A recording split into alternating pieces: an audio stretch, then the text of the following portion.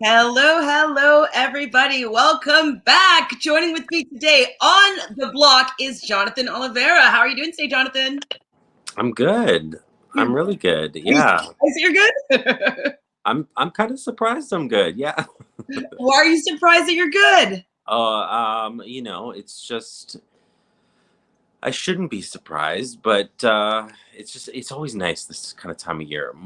I would say my favorite month is April because spring my favorite season is spring and although spring happens in March, I mean it's like just the beginning of so many things. So I Yeah. like it. And we're still kind of at the beginning of Big Brother. We're not really that, much into it yet. So all these new shows and everything too. So yeah, it's good. I agree. No, I love spring for the same reasons. A lot of countries celebrate spring as the new year because it is the new beginning. And even in astrology, April or Aries, which is the end of March and beginning of April, is the initiator of the whole zodiac. So it's the first month. It's the beginning. And so I totally love you love spring. The days get longer. You shed off like your almost like your skin, but it's your clothing, your scarves, your boots. Throw it away. You get a new look, throw those extra pounds out the door because you're walking, you got more pep in your step, all that jazz. So yeah, I agree with you. But today we're not talking about spring. We are talking about Big Brother Canada episode, I think it's episode 10. So we're getting in there. We're in we're ending the first quarter, we'll say, of Big Brother. What do you think of this most recent episode? How was it for you? I'm a little frustrated with how everyone's playing. Okay. Because I think it's kind of sloppy, but and not in their best interest. But I mean, this show in its entirety is very entertaining. So if I'm removing myself from kind of backing certain people, and then just kind of think of it as an entire season, I think it's doing really well. It's like really for the entertainment value, which is basically all I want. It's like, make bad moves, make good moves, whatever the case may be. I'm not one of those ones who's like, no, you have to make good moves. You have to be a great player. You can be a total mess. And if it's entertaining for me, then all the better. So, and it has been entertaining. So that's great. I mean, I'm kind of a little bit different than you in the sense that I really want to see people play well, especially because it's one of my dreams to be on the show and actually play. And so I would hope that I would play well. I have no idea how I'd actually do in the actual house, but I just want to see people play to their best ability. And so it frustrates me sometimes when they don't, but 100%, it's been a super entertaining season so far. I would have to say it's been the best season in the first 2 weeks that I've seen in maybe the last 5, 6, 7, 8 years. I don't even remember the last time I really enjoyed a group of people so much in the beginning. And I don't even know who I'm rooting for. And I think that's actually a good thing, that there's not people that I'm actively not rooting for. So, I mean, I think that they did a really good job this year. And I'm pretty happy with the way things are going. So yay for Big Brother Canada. Did it pretty good so far. I'm impressed. I'm happy. So we get back to just having Rohan and Kyle on the block. So what did you think of this move for Kiefer as his nominees? I understand it. And when Kiefer was saying that he needed to not start over again with his alliance, I was like, I get that. Like, you can't just drop the people who voted you out and say, look, I want to go with you because you're going to be on the bottom of whatever. Maybe when things fracture a little bit, he can break up some groups. Maybe he can collect people and then make a new alliance, which really he needs to do. But he needs to survive until then. So do what you got to do until then, which I think is probably stay with his team. He must know that he's on the bottom of those with those other three. But yeah, so I understood why he was doing what he was doing. I think with those nominations, I think what he did today. Not the best move, but We'll get there. I'm interested, very interested to hear your perspective on how things end up at the end of this episode. So Ro and Kyle both think that this was a really emotional move, and how is it possible that he is going to not put the 3 people that voted to keep him on the block and the 6 people that kept him in this house, they're the ones that are in danger.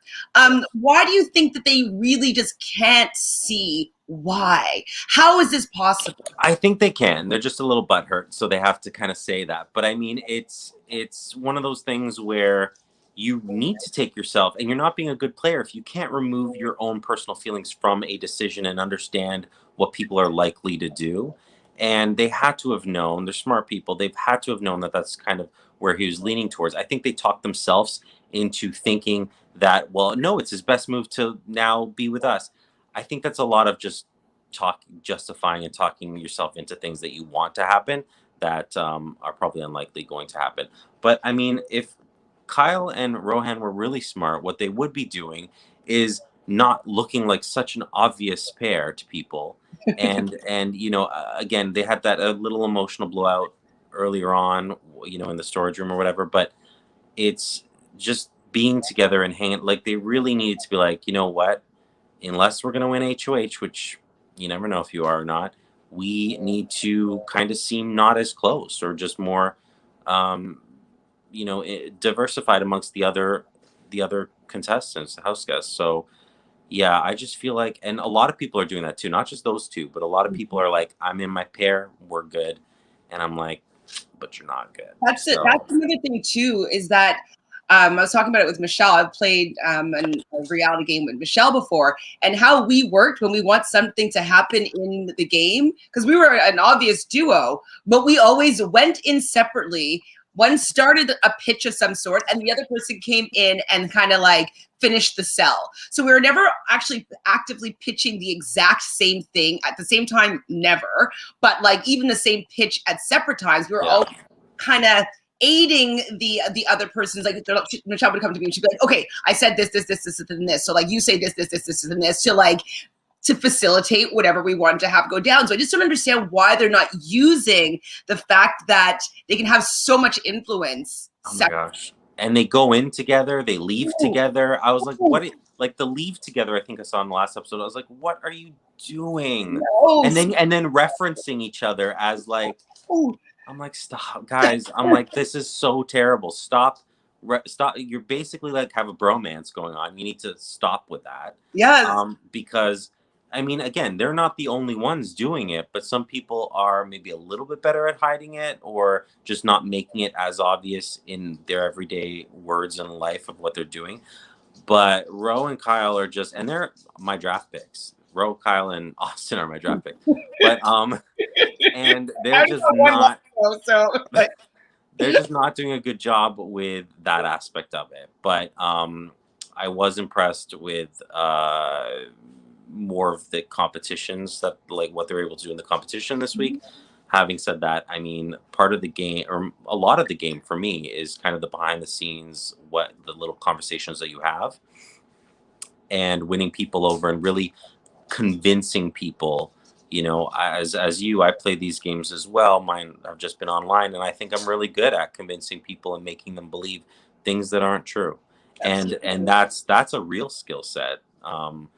That will do well for you in the house. So another thing though about Kyle and Ro. So I think what was coming up for me with the fact that they're saying like, oh, Beth, Ty, Jed, they don't respect Kiefer. They don't respect him.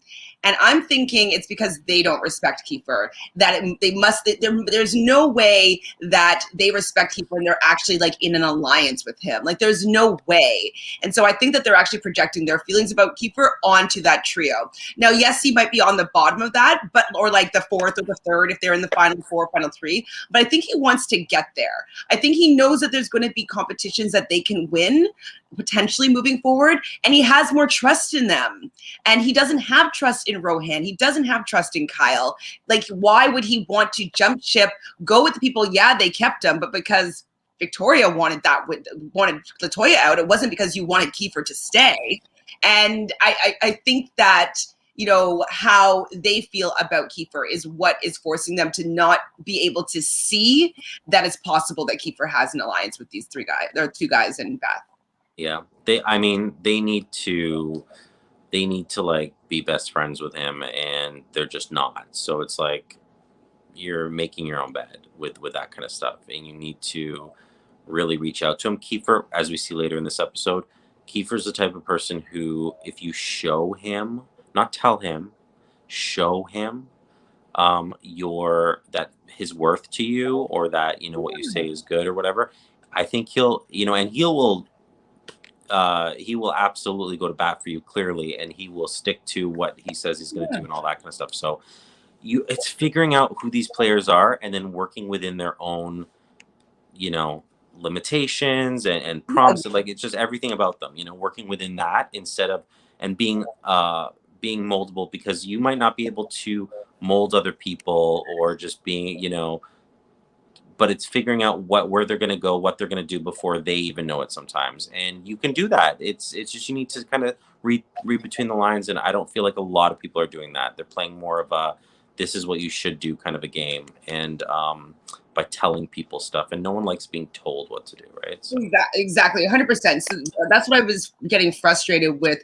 Mostly Rohan in his approach, because he's like, I don't want to be emotional. I don't want to be emotional about this. And like, just like laying out the facts of what people should do. And this is the best move for your game. And this is why you should do this. And like, he has to appeal to the emotional side of these players in order for this to land with them. Other than that, it just sounds like you're scolding them for how they're playing the game. And a lot of people just want to be defiant with that. Like, you don't want to do what your mom told you to do when you're a teenager. You're like, no. Like, think about Victoria. Or when you're 37 years old, you're like, no. No. You tell me to do something, I'm like, I'm doing the opposite. Exactly. Like, you have to learn to adapt to the motivations of the people that you're playing in the house. And that, I guess, is what is so frustrating with how Rohan and Kyle too have been pitching, is that they're not realizing that how they're doing it is not working for Kiefer. Figure out a new way to make it work for Kiefer. Look at what Jed, Ty, and Beth are doing. They're making him feel included, making him feel like he's part of the group, making him feel like they're making decisions together, making it feel like they would be looking out for him moving forward.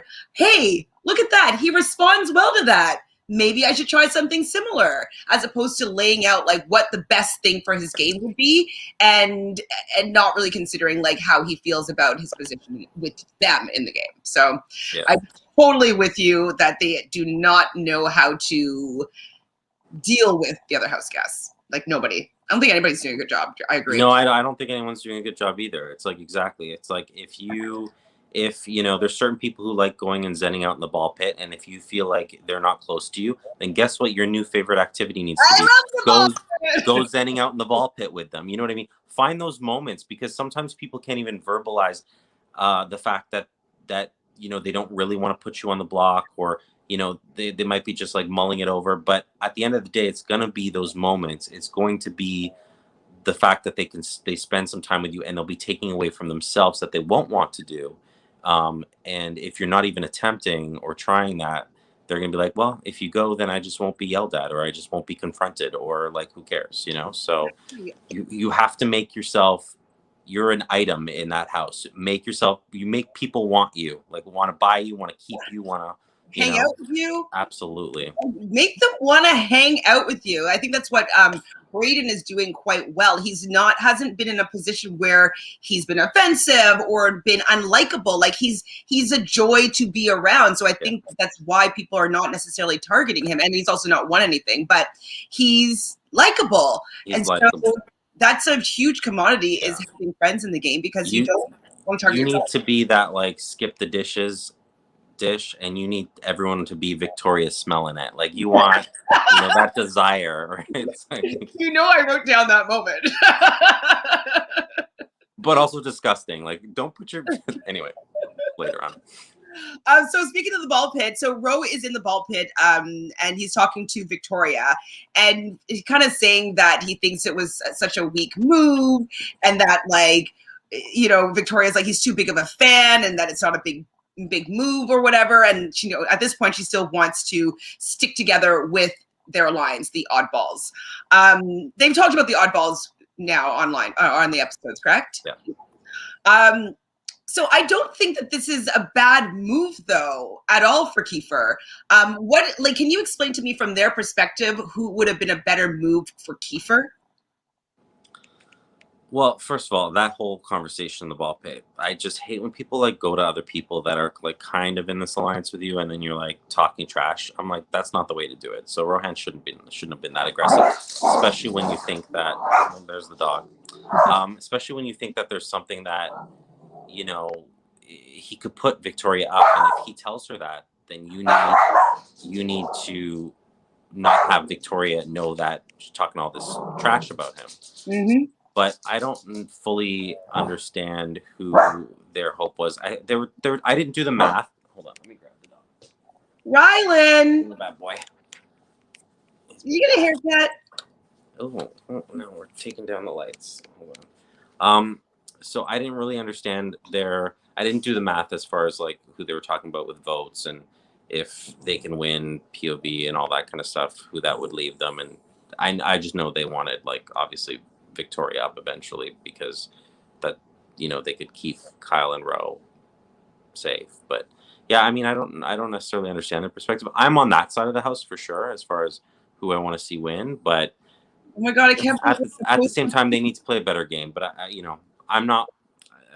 It's going to come down to wins and stuff, and yeah, we need to talk about the veto too because I don't know what people playing that veto were being silly as well. So I mean, I have a lot of comments in regards to that. Okay, so before we get there, we have a little TNT segment.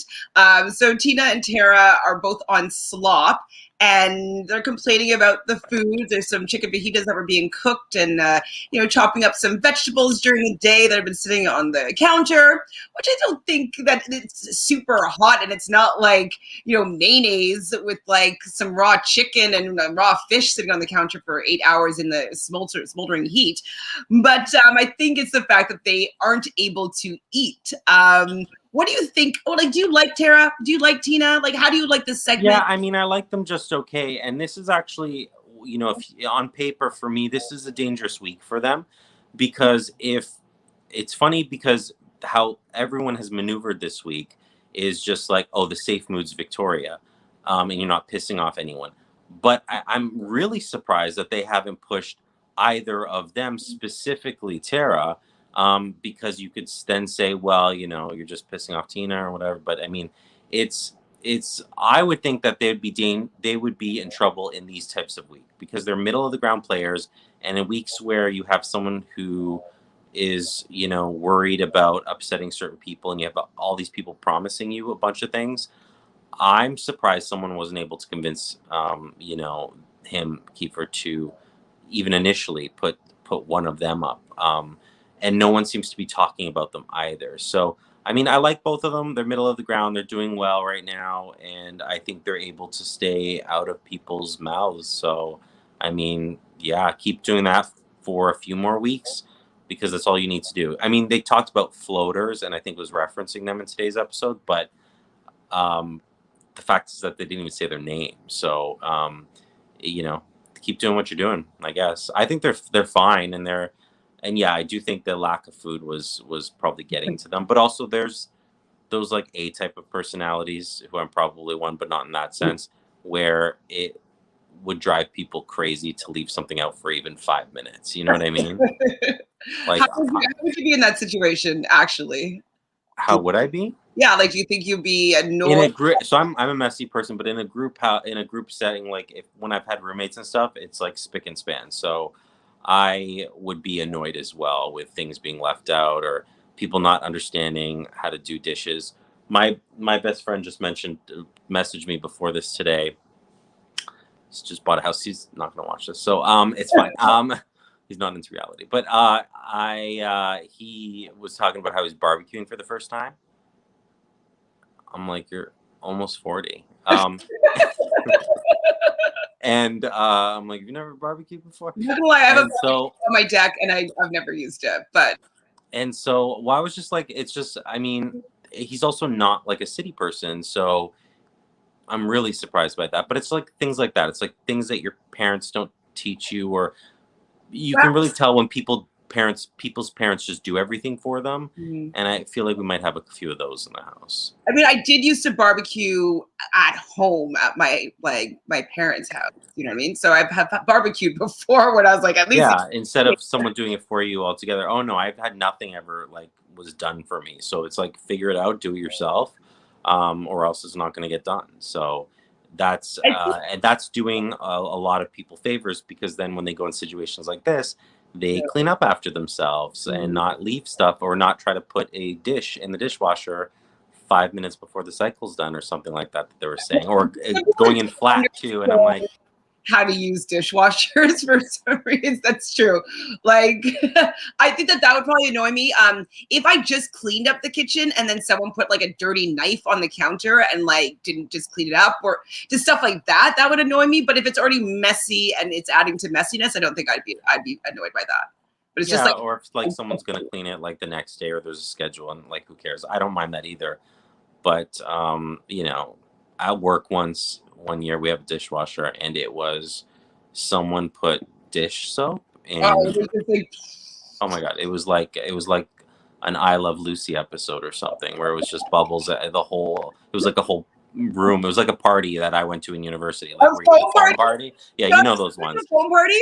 You know those ones. Yeah, oh yeah.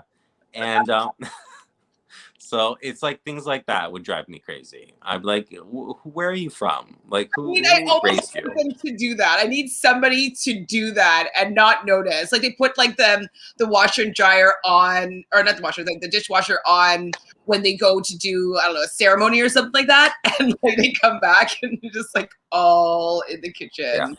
That'd yeah. be hilarious. And then make a party out of it. But sure, Yeah, it'd be yeah, for sure. fun. So I don't know if I told you this before, and I don't know if they'll show it on the feeds, but they did make an alliance. So Kiefer, Tina, and Tara do have an alliance called the Pre-90s, I believe. And so I don't know if like he said that they're not going to be touched or anything like that. Like when people have been pitching to them and be like, no, I'm not going for those two. Like he might have said that to people, like Maybe. they're not an option, because they're not an option.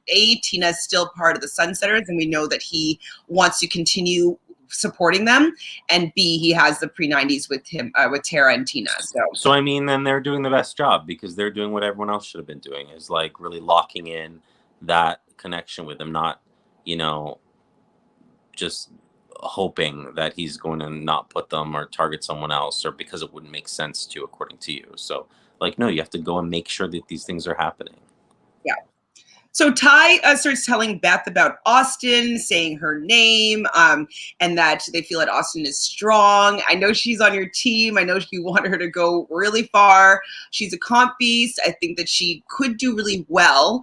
But it looks as though Ty, for the most part, is really gunning for her. What do you think about this for that trio? So for Jed, Ty, and Beth, and I guess with this will include Kiefer here. How do you think it is for Austin being a target here? Yeah, so I mean, I think Austin, as it goes on, I'm disappointed that she's really not trying to get into those three. And I think it's because of her relationship with Beth, and the fact that she feels kind of betrayed. Because you remember, when she was friendly with Beth, she was in a good position. And Beth's connection to the other two, like she could have maneuvered her way in there. And that's how I thought it was going to go. But the whole situation has just worked out opposite of that. And she's kind of, put herself towards like Ro and Kyle, and because she likes Kyle, I think. And so she's just going with people that she enjoys. Again, it's the same thing that everyone else is doing. It's like, you need to work the game. It's, if I sat there and I'm like, I don't like those people, I would all night I would obsess over, how am I going to be their best friends? Yeah, I know. I hate them. So how do I win them over? Like, why aren't you doing that? I don't know. They have nothing but time on their hands. They might as well just like figure out like, okay, with you, maybe we'll figure out how to play like some silly game that we make up in the backyard. And like, okay, with you, I don't really smoke anymore, but let's go have some cigarettes every once in a while. And you like something, yeah, absolutely. And just, I don't see it happening with anyone. So, it's just, they're all just kind of letting things happen and hoping that the wins will go in their favor. And that's just going to keep it all about kind of luck and some comp skills, and not and not actual kind of gameplay and strategy. It Which will keep the house divided, which will make it regardless of who wins, it will be interesting because it'll be going back and forth to a certain degree. If people were playing better, everybody would be friends with whoever's the HOH, and like they'd be friends with the Beth, and they'd be friends with Austin, so they wouldn't have those risks for people to go after, and like it wouldn't just become a numbers game, kind of like the last All-Star season of the US. Like, they had the numbers, they just started plucking people off because they're all friends, they're all working together, and so it is playing optimally, like optimally, when you do what you're suggesting, but we want a messy game, messy house. So I'm okay with messy and sloppy too. Get as sloppy as you want to go, and unfortunately, the only thing with that is that you almost as a viewer don't know who to root for, because it's like you kind of like everyone and you kind of like hate everyone, like, or their gameplay at least, or so it kind of. But I do like everyone that's left for the most part. Obviously, I have people that I prefer over others, but there's no one like last year's cancel season or most years where I'm like, oh, can get them out of the house, please. That's true. Exactly. Yeah. I totally agree with you there. I don't know what your stance is on showmances, flirtmances. Are you here for it? Do you hate them? Or what do you think about Austin and Kyle? As a viewer, I'm not watching The Bachelor or The Bachelorette, so I have no interest in watching them. But as a player, I think it's very important. Use everything that you have within you. And so if someone's attracted to you or you're attracted to someone else, I mean, by all means. So I'm for them in that sense. But the little bit that they showed today, perfectly fine with. If they are going to base like a fifth of the episode on it, I don't even want it. Like, no, thank you. Do you stand any BB relationships? Like, are you a big Brendan and Rachel fan? And yeah, well, those two are funny because Brendan and Rachel, I liked at the end just because I was like, this is never gonna last. Like, this is never. And she was such a mess. And then I think I liked her when she came back the second time, but the first time I was like rooting against her completely. And then she was such a mess. And then I was like, oh, but this is genuine to who you are. So I'm like, okay, now I love you. But yeah, I mean, there's been a few. What about Big Jeff and Jordan? If they were the edited version that we see on TV of themselves, then absolutely. But I've heard some pretty nasty things that he says and homophobic. Actually, I think I've seen those clips, and the way that he talks about people, and I have no room for Jeff in my life.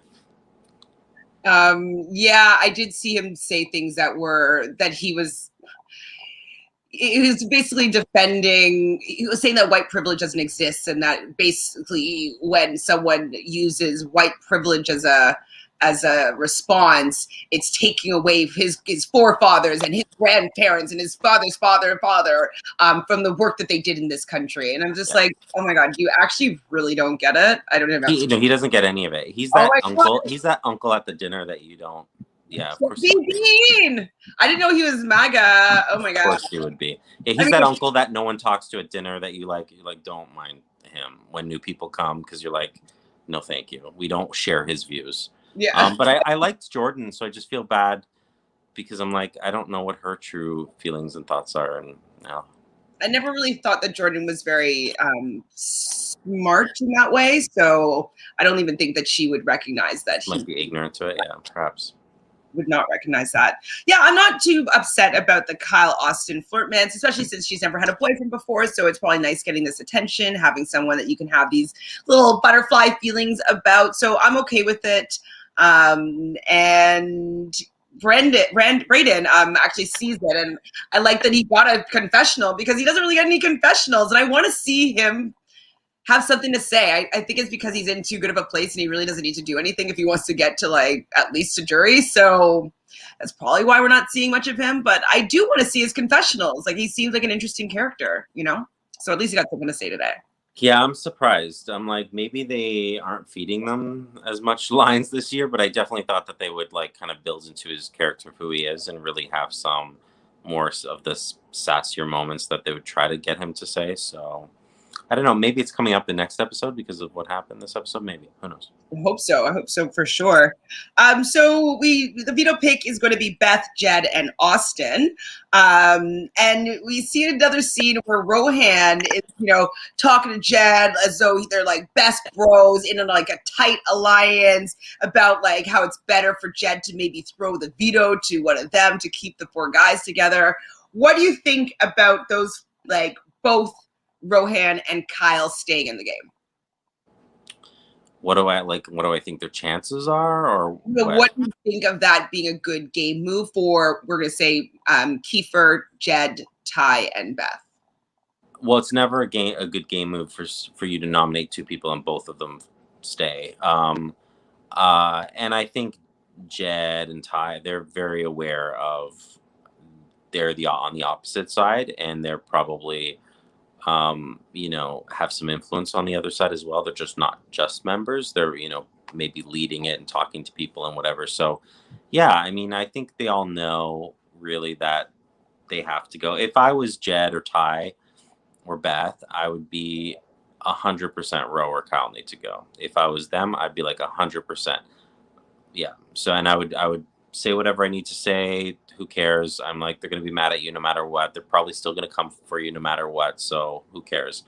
But yeah. And if I'm on the other side, so I'm like, put up Beth, even though I knew that was never going to happen. It's like I'm just hoping for I don't know what I'm hoping for at the end of this episode, but Roe talking to Jed or Ty or anything like that. I'm like, I don't think they're ever going to work together. I don't think they're ever going to be friends in this game, really. So I mean, are they going to show it? I don't think they're going to show it, but they did make some sort of pact, being like, we should work together. Like, so it does have merit. The reason why Rohan is saying this to Jed, but like they made this kind of pact, but then both duos were like, yeah, right, we're not sticking in with that one, So it's just kind of funny that Rohan is kind of pretending. I thought it was pretty good though how Jed played it off, because I don't find that Jed or Ty are very strategic, and so the fact that he's like, yeah, man, of course, like, yeah, I'm gonna throw it to you, like, really selling him on the fact that like he's gonna do his best to throw it to him.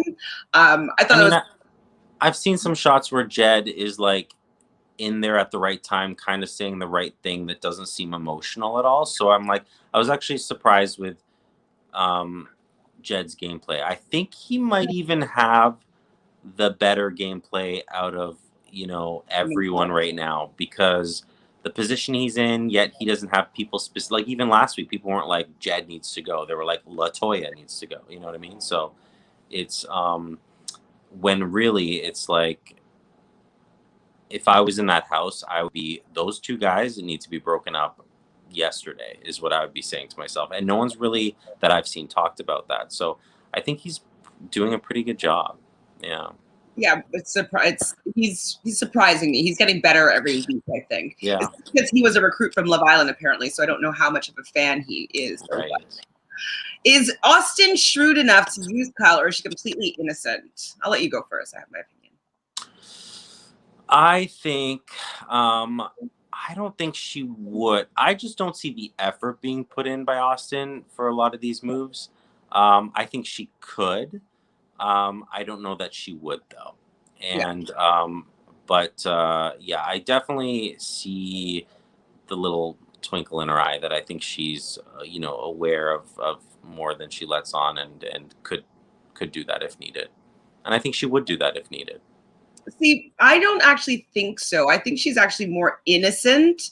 And I don't know if she knows how to use her kind of sexual feminine energy in that way.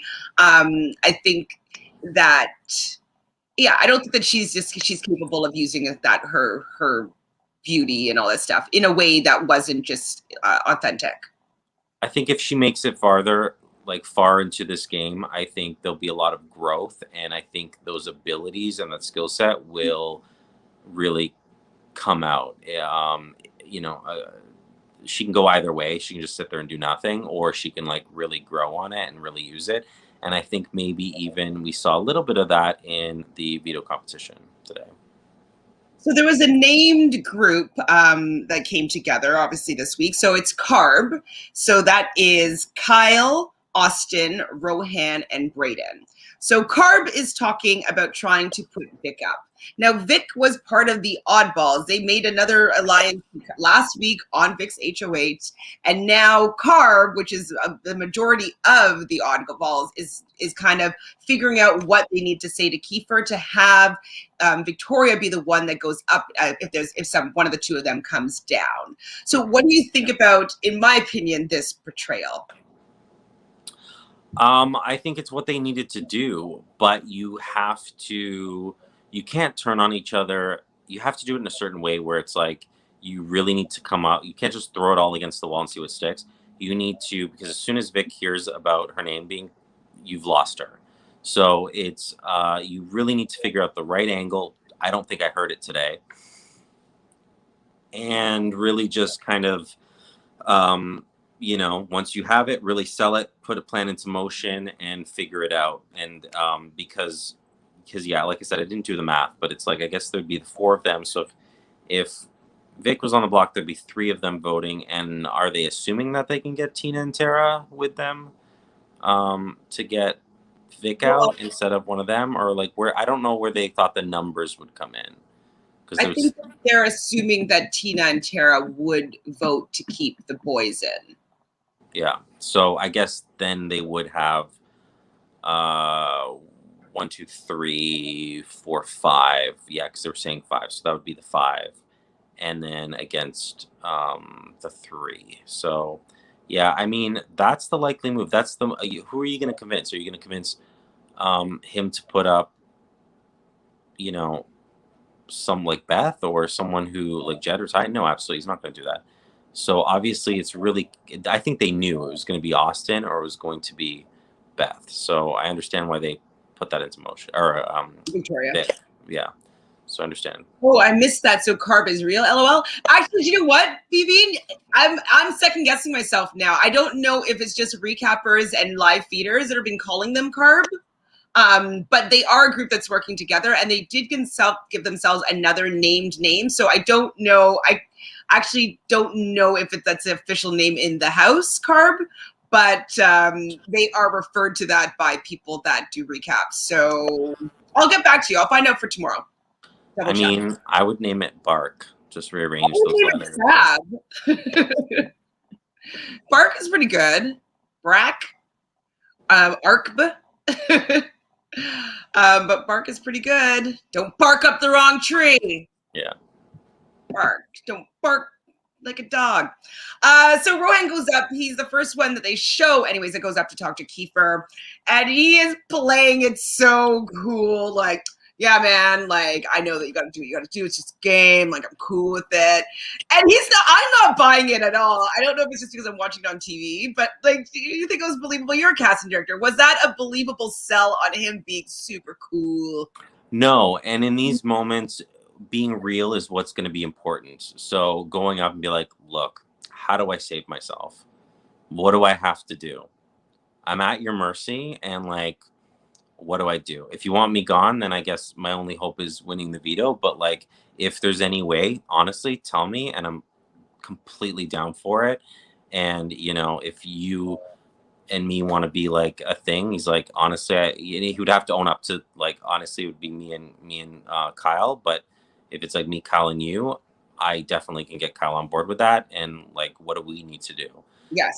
It's the honesty that people would appreciate more than anything else. You trying to just come and be like, okay, yeah, okay, I wasn't buying it either, and people can see through that, and it just looks worse. And it's just be honest in those moments. You have to know when to lie and when to be honest. 100% agree with you. And what also I think they doubled down on this bad pitch strategy is that they didn't show them all, but every single one of CARB came in with the exact same pitch after being like, Vic's on an island. You don't want to break up a pair and have the other pair like coming after you. And Vic, if she's mad at you, it's just her. But if I'm mad at you, it's three of us. Like, you know what I mean? Like, it was the same pitch, they all were going up and saying. But so like, you can tell they just all discussed it, and then that's what they're going to do, which is, it doesn't feel good when you're being sold a bunch of crap. Especially when they don't know how to sell their ideas in a way that Kiefer is going to receive them well.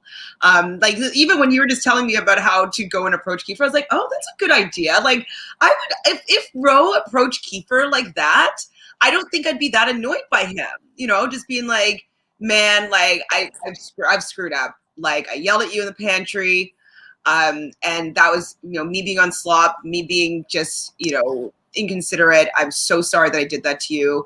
I don't want to see you go in this game, and I'm sorry that I kicked you when you were down, but like, things are different this week. What can I do to stay? If you said something like that or something like what you said, like, I would be like, okay, let me think about this. Like, let me think about what you... And that's planting the seeds. Ro's like, oh, I planted the seed. I'm like, you're not planting. That's not planting seeds. That's not what that is. When people can see the seeds being planted, that's not seeds. We basically, like, planting the seeds is not telling them what they need to do. It's make them come up with it on their own. They have to be like, they need to have that epiphany that that's the best move for them. You can't tell people what the best move for them is if they don't already believe it. They need to come to that on their own, unless you're working together, and then you can kind of strategize. But for sure. They're just bad. But he did say something that was interesting, though, when he was talking to Kiefer, was that Kiefer had mentioned he didn't want either Rohan or Kyle to go. And I thought that Kiefer played this quite well, being like, I don't. Like, maybe something else is on the horizon. Go out there, win that veto, then we can talk. I think I like that he kind of didn't shut him out completely. Which he seems to have done in the past, being like, no, we're done here. No, I'm not accepting an apology. So the fact that he's like he didn't continue to burn that bridge, he encouraged him to do well. And so that left, I would say, a door open for Rohan to come back if he were to win the veto and be like, okay, I've won now. I'm staying. What can we do now to maybe help Kyle stay? And then the three of us can start working together. Absolutely. And that's something you want to do too. When, first of all, that's not what he was doing when you're right. And so this is a bit of growth from Kiefer with being able to play the game a little bit more in a smarter way. But, when you have to talk it down a bit before the veto, because you don't want someone going out there being like, this is my only hope. Mm-hmm. And regardless of if they win it or not, it's like you need to, if you tell people that their back's against the wall and they're going home and they're the only one and there's no hope, then honestly, more times than not, I've seen those people win the veto. Mm-hmm. And then there's none of you. Yeah. So you need to, this allows him the deniability, be like, no, there was something in the mix, or just hoping that person then doesn't win veto because you've taken the edge off just a little bit. So it's a smart thing to do. It's what he should have been doing. So yeah, good job, Kiefer. Kudos. So we have the veto competition. It is mole in one. We're basically, I love that Big Brother loves to make these people look like idiots. That's a good game though. I was like so happy. I thought it was going to be one of those moving boards out, like when I first saw it, the like close cut ups of it. And then it was like, oh no, you need to pop your head through these holes. I'm like, genius. I'm like, there we go. So good. Well, because I was like, I saw the boards and I was like, oh, it's just like, I agree with you. I thought it was going to be one of those tilted mazes and they had to move their ball around. And so I see them all dressed up as moles with their cute little, like, whiskers and their nose.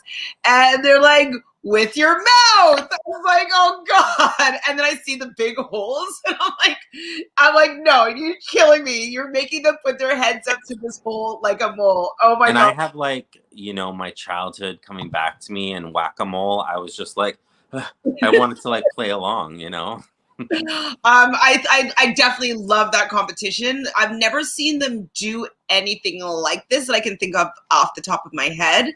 I thought it was interesting. They played it for quite a long time, but I was engaged, surprisingly, with like watching this competition, even though I even knew what the outcome was going to be. So I thought it was a good new addition to a competition style that we haven't seen in the Big Brother house before. So I thought maybe 10 balls was a little much number-wise. because if it wasn't close, then you would have to edit that, like, just like boom, boom, boom, like someone like really get it at the end. So, but yeah, I'm like, that could probably be like a 5-ball game. You don't need to necessarily get 10 balls. But what the 10 balls did was allowed certain people to like row to figure out a strategy on how to do it and then kind of run away with it a little bit. Whereas I think if you kept it to a 5-ball kind of a thing, then it's like people would panic and, he did have good strategy. Yeah. So what was Rose's strategy again? He was trying to at first see the different paths and then figure out what the best way to do it was. Like one might have been like less of a distance, but one had more, pitfalls or whatever. So, and then once he found his path, run with it and just right. It was the the setup for the last ball up that hill. He's like coming from this side was easier or whatnot. Right. BB likes this comp and would like to see it again. Us too, or me too. I mean, I think you liked it as well. Yeah, for sure. I definitely, I was smiling the whole time. It's one where it's kind of funny when people are panicking, but they're dressed up like a mole and they're sticking their head through a hole.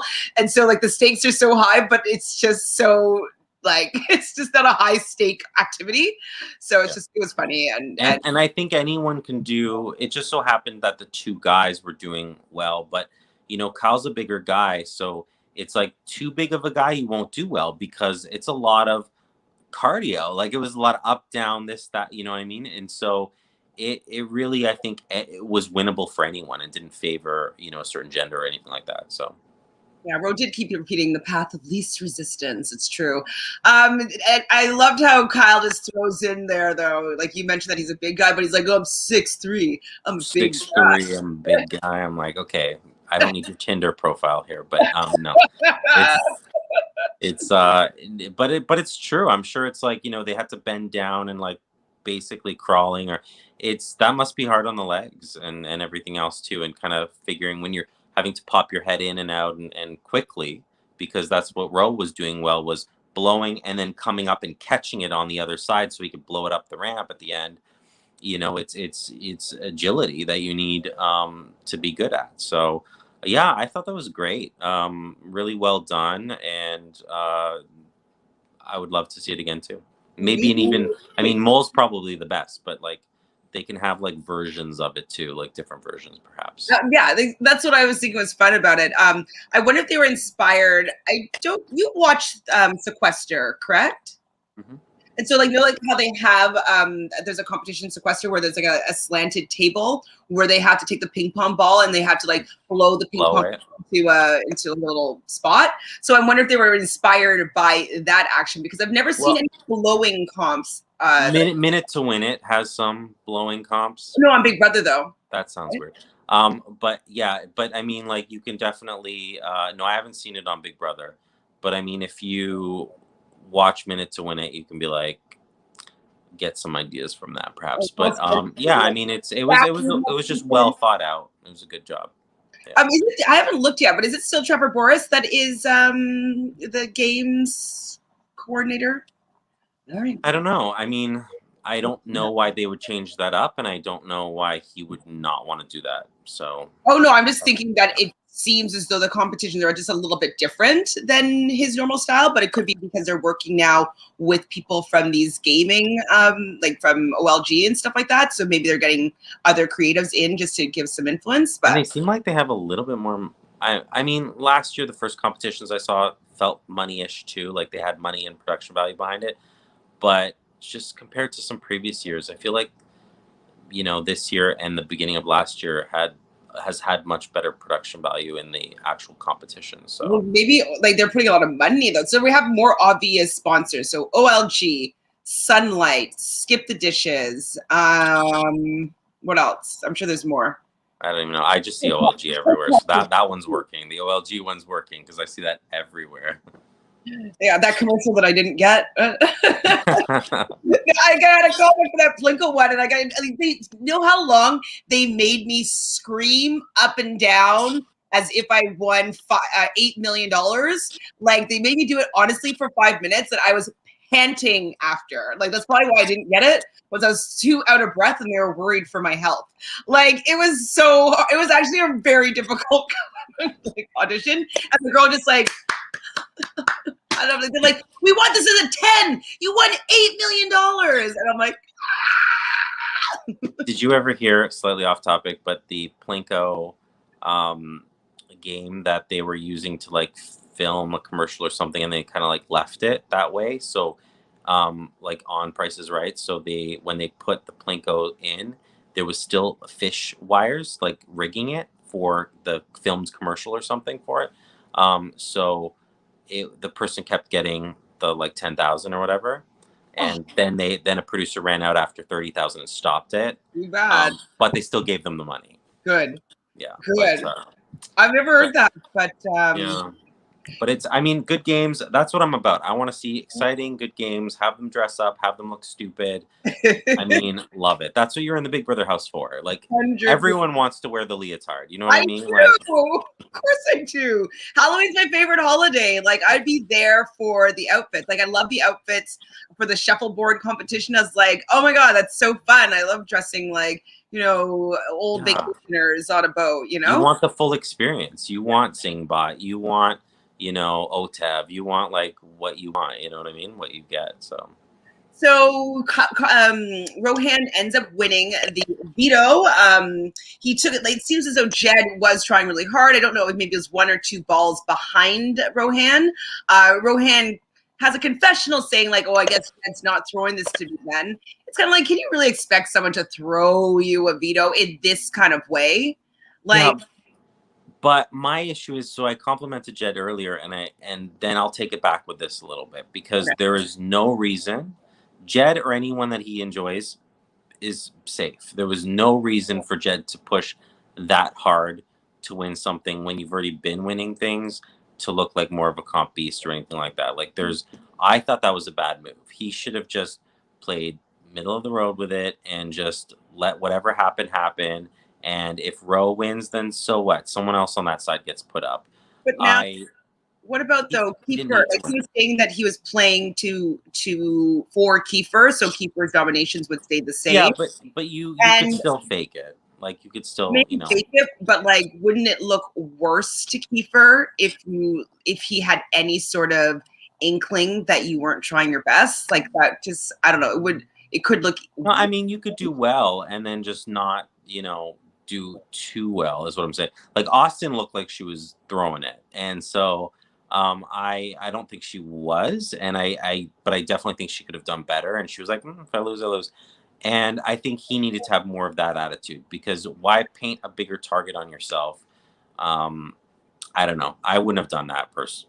I wouldn't have gone on a limb for, you know, when there's so many people to pick on pick, you know, to put on the block on the other side. I wouldn't have worried about winning that veto, unless specifically you wanted Roe to go home. If that's Jed's target, like, Roe has to go. But if he's like, either guy, one of them, who cares? But if it was specifically Roe, then sure, absolutely. So it depends on his intentions. Yeah, I mean, I think that he probably just doesn't have any throwing it in him. Doesn't seem like he's a big gamer, so I get it. It's not optimal game strategy. These people, they're just going to be messy. That's it. So Carb talks about the fact that they need Vic to be the replacement. And they want to say maybe that she was to Kiefer that she was gonna put up Ty as the replacement, just to like make her look bad and make those boys not want Vic in the house as well. I do think, obviously, like, they're pushing the path of least resistance. You know, Vic is by herself, and it is true what they're saying, but like, they don't know what Vic has been saying with Kiefer and like what kind of relationship she's built with Kiefer. And I think that she has been doing a really good job with solidifying some sort of relationship with Kiefer. Yeah, I mean, that's right. You can definitely, I think they just knew it was going to be Austin or her, and they had to be like, well, we can't be Austin, so we have to, you know, we don't have any other choice. So they'll have to risk the fact that maybe they can, you know, play up the fact that she put him on the block and was using him as a pawn or something. What I would have done is really kind of found evidence in the last few minutes, like maybe within the last hour of before that veto comp, Mhm. and then like you do a you and Michelle thing where a third party goes in first and talks about how you know she really kind of wanted you out, but only at this point. Like just do some maneuvering, and then have someone else kind of follow up with that, or like be around if he brings it up, or something like that. Like would be more of my Hail Mary nearing the end. But you have to do that just before kind of game time. You see all those like the next day. You always see like 30 minutes before eviction or 30 minutes before the Yeah. or the veto ceremony. So things happen in the last minute, and that's when I would have really tried to change things around. And maybe they did. Who knows? Maybe they did. But we do get, what's his name? Brayden. He did get to kind of host something. I don't know if it was because he was it was him, right? Posted what? I'm second guessing myself. Calling all the house guests to the living room. I think it was Brayden. It was him. We'll just say it's because he was the previous pick to skip the dishes as the have-not. So I guess it's a new shtick that is going to be ongoing. I don't know if it's going to be the whole season or whatnot as part of support for Skip the Dishes. So houses come to the living room. Vic is late. I chuckled about her kind of still getting ready to go and meet up with everybody. So Canada voted. Did you vote? I didn't even know that I had to. I did not vote. And I did not know that Rohan had been on slot for almost 3 weeks. I knew that it was his second week for sure on the block, but I didn't even think about the fact that the first week he had a bid on the block as part of the Defenders. So that's a rough time. Yeah, he talked about the 2 weeks before, so that's all I knew about either as well. So yeah, I couldn't eat that slop. I don't know what it is, but I have dietary restrictions. I'd be like, no, thank you. But it's probably like oatmeal. Like it can't be that bad. Yeah, but I can't eat oatmeal, so it's like I think it is oatmeal too, mixed in with some other probably very nutritious stuff, which is probably good for you. But that's would be worse for me. Yeah, I'd be like slop diet. Like let's do it. Oh, it'd probably make you absolutely lose weight. For sure. I would definitely get creative with the slop stuff. I was raw vegan for a year and I got pretty creative with making stuff. I don't know about slop specifically. Like obviously raw vegan, you have vegetables at your disposal. But I would be like, oh, get me that cinnamon. I'm gonna make some I don't know. Do we know what slop is? Can you Google it? Yeah, there is a recipe. Maybe we'll do the actual one, or should I find out from you on the show? I can find out on the show, and I'll find a recipe online. And we'll see if it's like the same or whatever. Yeah, I'm gonna find out. I want to find out what it actually is. What's that? Should we do a mukbang on here? Oh gosh. A mukbang is what you eat on. No, I mean you can. I'd be sick. Well, no, we're going to make the slop and try it together on next week. Maybe we'll see. We'll see. You're like, I'll watch you. I'll support you fully. I want to see what your reaction is. No, we need to see what your reaction is when someone's eating real food, like me, and then you're eating slop. We could have that kind of environment. So. Okay, well, Roe was picked by, no surprise, by Canada. They didn't want to see him suffer that much. BBan is wondering where his food was from. I don't know, BBan. I couldn't tell. It looked like it was maybe ribs. Yeah, I thought it was like I don't know. I looked at it and I thought it was chicken, but something like that. There's some protein. Like barbecue meat of some sort. Yeah. I couldn't tell where it was from, though. They didn't mention it. And they won't because they didn't pay money. Fair. Yeah. So yeah, you should do to make slop on air and try it. Yes, I think so too. Bean, why? No, I felt like a connection with you, Bean, earlier, but not anymore. No, Bean's the best. I agree with you, Bean. We are going to make that happen. Jonathan just doesn't know it yet. Remember when I said I don't like being told what to do? Those moments. Well, I mean, what about if we tried it together? I'm gonna try to convince Jonathan to eat some slop. That's gonna be my head of household task this week. Okay, so this is when you saw the moment though when Vic goes over and is like wafting that food. Would you be the wafter if you're on slop? Would you go and be like, no? Because it'd be like if it was in the air, but not centimeters away from someone's food, smelling it for a good 15 seconds or something while they're wandering around. I was like, get your nose out of his food. Speaking of smelling, though, I have a friend. So I don't know if I've ever told you the story, but when I was working in Montreal, we worked at this bar pub type place. And my friend Rachel, she didn't have a sense of smell. And so, like, my job, whenever I worked with her, I always had to smell her armpits to see if she had BO because she can't smell anything. So that's when I think of just like wafting things. I'm just thinking of always checking her BO level. Smell check. No, it's I was fully expecting her to like sneak a little bite and then get in trouble for it. Like I was waiting for that moment. She was a little, like a little, like kind of a thing. I was like, it's gonna happen. I think might happen. It didn't happen. I think she would do. Be like, oh my god, I got something on my mouth. Oh, whoops. And fall into it. The food plate. Like, whoops, I didn't mean to. Hilaire. Okay, yeah, so yeah, what was Vic doing? She's got a good whiff of roast food. I thought something might drop. Hello. Yeah, I know. It was a little bit gross, but I got it. And I think at that point they're all kind of family. I know that is it you that say that you don't share things? Oh, there's somebody I know that doesn't. I definitely don't. So if I didn't say it, I'll co-sign it. I'm not a germphobe. I share a lot of stuff. I'm not scared of saliva. So it wouldn't bother me.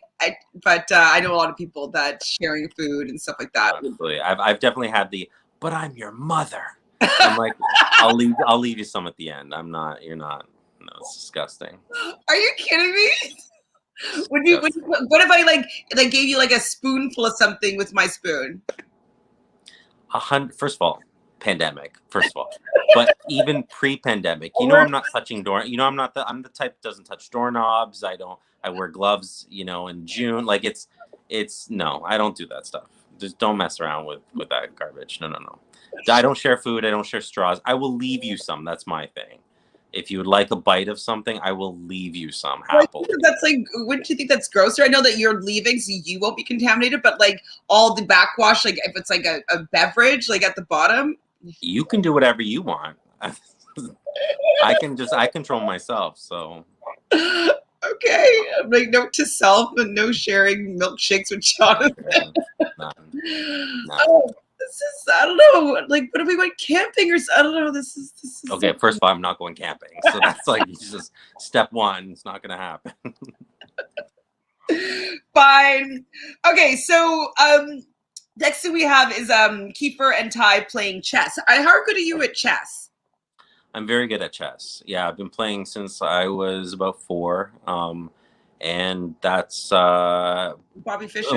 And watching that, I was like, this is a good moment for him to kind of get into Kiefer's or just get the conversation kind of rolling and to talk about stuff and sharing that moment together of like playing games, like you were mentioning earlier, like do things with Kiefer. And so, so I liked how his approach there. I thought it was really smart, and he was kind of like telling him without making it seem like he was telling him. So smart. Especially about the fact that everybody's been pitching Victoria or whatnot. And I thought the editing was perfect, where it's like they finished kind of the conversation, checkmate. Dun, dun, dun. I was like, yes, big brother, making it dramatic. Like, and then he was like, and what did he say afterwards? He was like, good move. Good move. Yeah. Right? It was a good move. It was a good move. Natalie's here. Hi, Natalie. Are you surprised Austin is not in a showmance this season? I mean, I think that it's just been could be cut short. I wouldn't be surprised if she ended up in one if things went a little bit differently this season. So, I think that she still has a chance. Like, there's still 2 months left. So, what happens if maybe Jed jumps ship and decides to go canoodle with Austin once Beth leaves or stuff like that? Who knows? I think there's still opportunity and single people that it still could happen. It still could. So we have Kyle campaigning to Kiefer, talking about how he should be wanting to get somebody out that nobody's going to be mad at. And this is kind of where they're just saying the same story over and over and over again. Kiefer recognizes these are valid points, but there's something about the delivery of it that doesn't make you want to do it.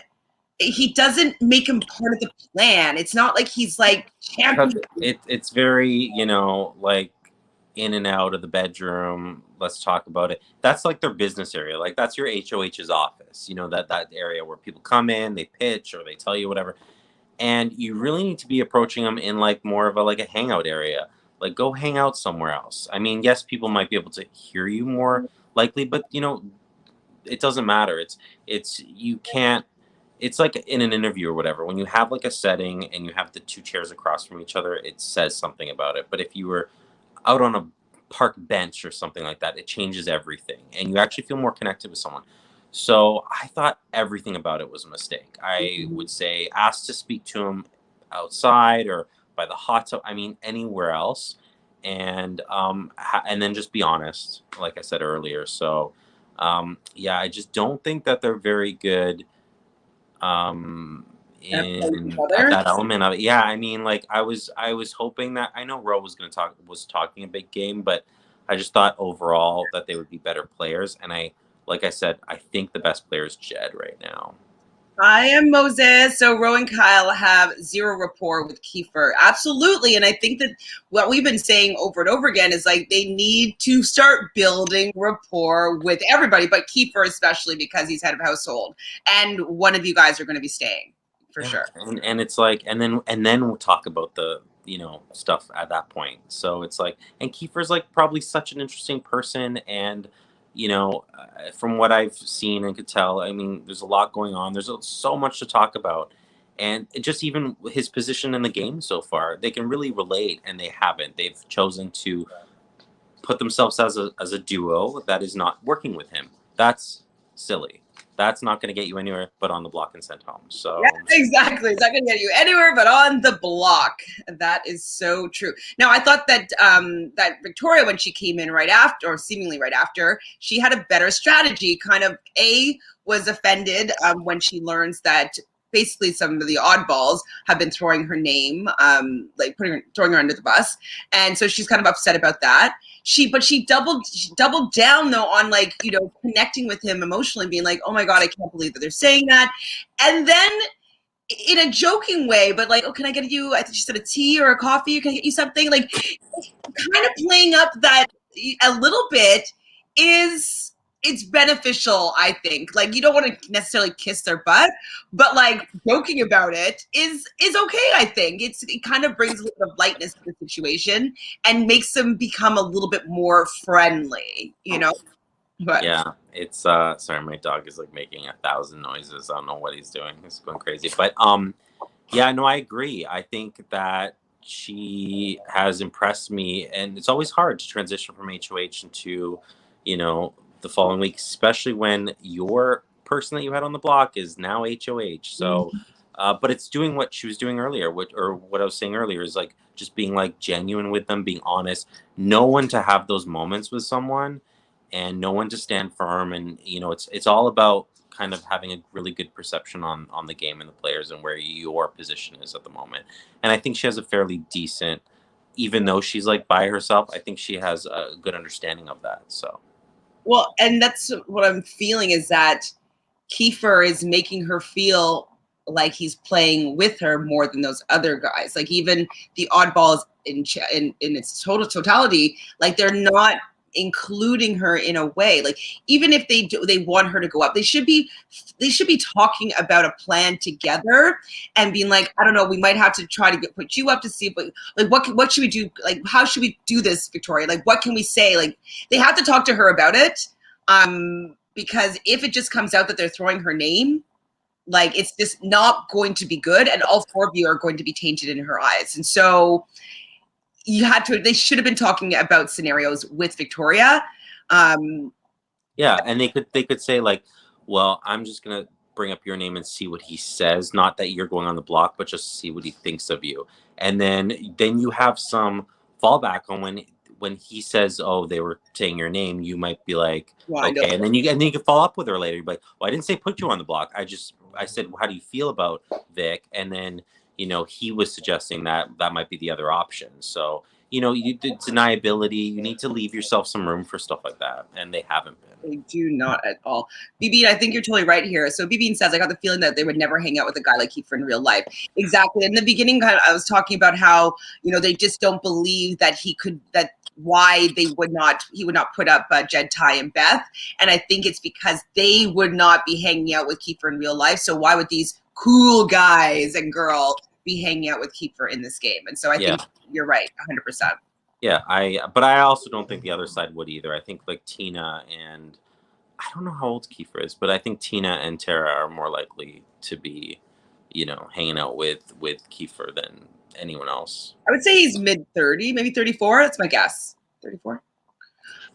As a loner, can Vic only survive by winning comps like Rachel Riley did? I think it depends on who wins next week. Yeah, I think you can. I mean, it puts yourself in a good position because you're not in a duo, and then you can kind of pick up people as they get picked off, a little bit. So I think you can really kind of. I think she has some room to maneuver herself into a nice position potentially. So, Thanks, BB. 32. Okay, so Austin goes in as well, and she's kind of like, "Oh, I'm not going to stress up." And Kiefer handled this in a way that I probably would say something. He says, "I don't think that you're going to be going home." So, which basically says you're going up, but you're not. And she's like, "Wait, am I going on the block?" Well, I liked how he said that. Like he didn't lie there. I know that she would be probably pretty annoyed because she does feel as though they made some sort of deal. What I heard about that deal in the aftermath after the head of household competition was like, I'm not going to put you up tomorrow. It was kind of some word semantics here where it's like tomorrow, but like that doesn't mean not for the Sunday for the nominations for the renom. So. But like Victoria made that same deal with Kiefer when they were in the final two of the head of HOH competition the game before or whatever. And so I'm like, and then she didn't follow through with that necessarily. So, I mean, that it's in a deal when you're like sitting in a competition, unless you're like hanging on, unless it's an endurance competition, I don't trust those deals. I trust them more when like they're endurance because someone has an appreciation for how much you've been through, Mm-hmm. I totally agree that it's like you've been through something. Like I could never put you up. Like we've been shared an experience together. Absolutely. 15 hours. Like I can't put you up. I think that's also why we all hated Jen so much in season 6. When Kaysar got voted back in and they had the finger on the buzzer and like they were in there for hours and hours and hours and they made a deal and then she went back on the deal and he went home again.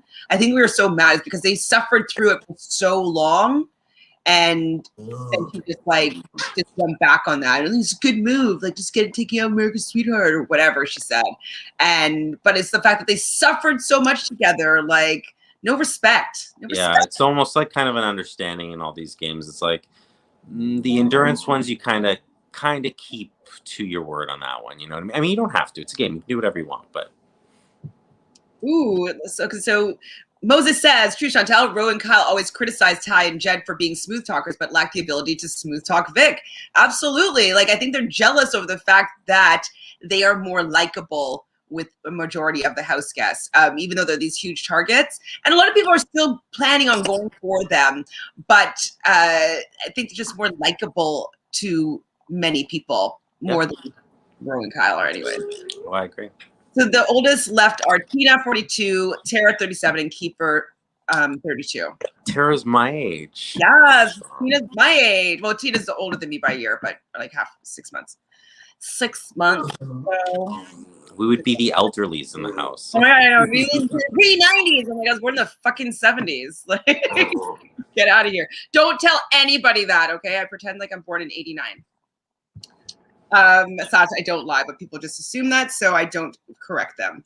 So the last thing that kind of happened is within that conversation with Austin is he does tell her that people have been telling him about a 4-person alliance that she's in, and she denies it.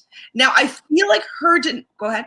I disagree. I don't think she denied it. She pulled one of those things where it was like, that blows my mind. Like, you're not denying it. You're just kind of like making a statement of sorts. I thought she was doing that on purpose. And I was like, okay, you're not necessarily denying it, but like, obviously leading them to believe that that's a crazy idea. Right. But yeah. I think it's because also there is actual denying of it that happens in the on the live feeds. I do agree from your perspective, though. Yes, like she didn't tell the full truth there, but I'm wondering if it's going to come back and bite her because other people might be more forthcoming with that information, and it just might look shady on her side. But she does say typical Kiefer, so full of absolute bullshit. Do you agree that Kiefer's full of bullshit? Like, I definitely got her perspective and like where, he's kind of like, he's been all over the place. He's a little bit, he's kind of been someone that you can't necessarily rely on for certain stuff from their perspective. So yeah, I definitely felt it and I can understand it. And I'd probably be saying the same thing if I was her in that position. So. I know, I don't know. I'm rooting for Kiefer right now. So I don't know if it's just because he's the head of household or what, or the fact that, he's not really treated that with respect by a lot of people. And so I like that he's standing his ground and like he's not allowing these people to kind of. He's always stood his ground, and that's what I appreciate the most out of Kiefer is that he always stands his ground. And I'm like, yeah, and that's when Vic was doing it the last week too. I was like, absolutely, I love that in people. So at the veto ceremony, we see Kyle, pitching to Rohan, the calmest, coolest guy in the house, my bromance since day 3. But we know that Rohan is going to be using this on himself, which he did, especially because he believes that he is the target. Yeah. And Kiefer puts Miss Austin up on the block beside her flirtmance. So he said, again, let's talk about my draft pick: Austin, Rohan, and Kyle. The only 3 people in trouble this week. I was like, I just like, we're done. We're done here. Like, I don't know how far I'm gonna go. Yeah. But he does say one thing that I thought was really good. I wonder if the diary room helped him with this, but he says the person that used me as a pawn on their head of household, it's time for me to return the favor. So both Austin and Victoria used him as a pawn in their HOH. And Victoria did look a little bit nervous. So I thought that was very good writing to get some drama in that moment. Yeah. If they fed it to him, it's kind of what I expected. But if he came up with it himself, great. I mean, that's how you need to make TV. So absolutely. TV! Is that what we want? Yes, we do. We also want good gameplay. So can we ever have both? Is there a way to have both good TV and good gameplay, Jonathan? Absolutely. I think people can, you just need a mix of people in the house. And I think there is just more good TV in the house than there is good gameplay. But you can have both in the same season. It's kind of leaning towards just people being sloppy and messy all over the place, which makes for great TV. But you can have those characters within the house and then still have people like play a game around them. So there can be both. It just comes down to the individual player. And there just seems a lot of like sloppiness. I just said it. I'll say it every week. We need some air signs in there. We need a little Aquarius, a little Libra, and a little Gemini to do the strategy, just to get figure it out. Yeah. Just like map things out a little bit better. Yeah, I want to see someone sitting down and really talking about their options and how they can do that. And you need to build like 10 different paths on 10 different paths in your head of where it can go. And I don't really feel like anyone's doing a lot. No, because they're not heady people. Yeah. They're not heady people, but I'm enjoying it. I thought it was like it was a pretty fun episode. I love the competition as we spoke about before. Do you have anything else you want to share about your feelings about this episode or these seasons so far? I mean, so my people are up on the block. I guess I'm rooting for Austin to stay over Kyle, although I enjoy all of them. And yes, we love a good sloppy. Yeah, not slop though. Jonathan doesn't want Not slop. I don't take me camping and give me some slop. I know, but sloppiness, some messiness. Yes, love it. Love it. part of a steamroll season. I know it's true. It's true. Steamroll seasons aren't fun.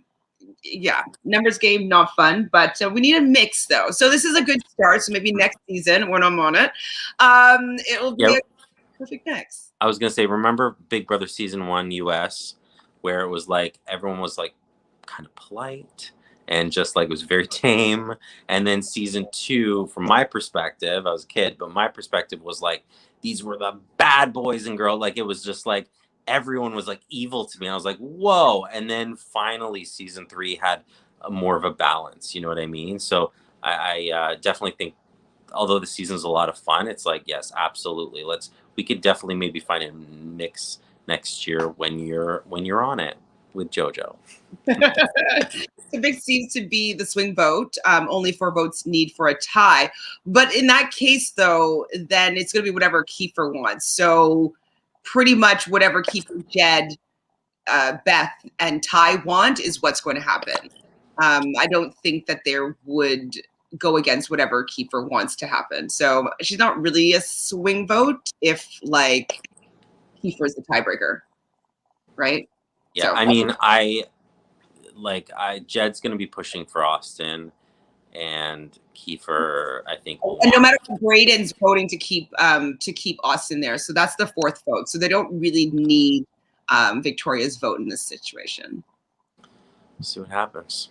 See what happens. Are you guys going to have a special guest on the podcast? Was I supposed to? I'm still looking for Latoya to see if that can be a thing, or maybe Josh, who's contacted JoJo before, or not contacted me, follow JoJo. So we'll see. Is this?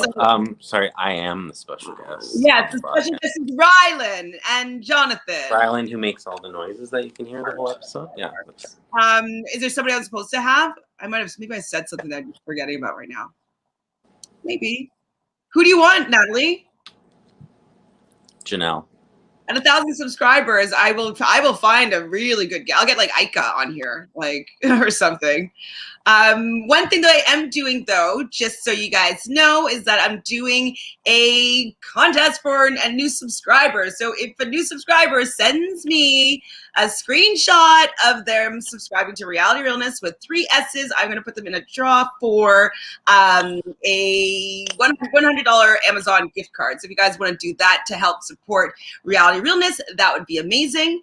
And then please also at the same time support Reality Pop. So this is where the block lives, and we are going to be your new hub for all things reality TV. So also subscribe to Reality Pop. That would be amazing. Anything else, Jonathan? See you next Wednesday for me, or tomorrow for you. I'll be watching. Perfect. Bye, guys. Bye.